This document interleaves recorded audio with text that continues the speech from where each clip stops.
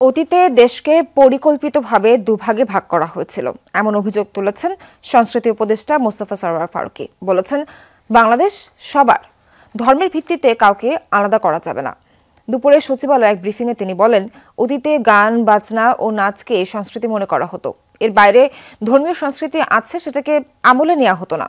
ইসলামী সংস্কৃতি নিয়ে কোনো কিছু করলে মৌলবাদী, জামায়াত, শিবির বলা হতো, এই মন্তব্য করেন এই উপদেষ্টা। বলেন, 1993 সালে বিষাদ সিন্ধু নাটক করার কারণে সৈয়দ জামিল আহমেদকে জামায়াত শিবির ট্যাগ দেওয়া হয়েছিল। জানান, মুক্তিযুদ্ধের চেতনায় 24-এর বিপ্লবে পুনরুজ্জীবিত হয়েছে। এবার মত প্রকাশের স্বাধীনতা আরও বেগবান হবে, এমনটাই প্রত্যাশা সংস্কৃতি বিষয়ক উপদেষ্টার।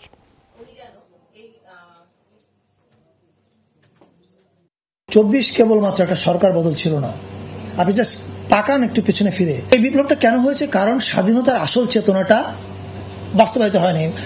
বাংলাদেশের মানুষ গত 16 বছর বিশ্বাস করেছে তারা স্বাধীন না। স্বাধীনতার চেতনা যেন 24-এ নবায়ন করার জন্য 24 ঘটেছে। এবং আমি বিশ্বাস করি ভিন্ন মত প্রকাশের যে স্বাধীনতা, সেটাই 24-এরই একটা অঙ্গীকার।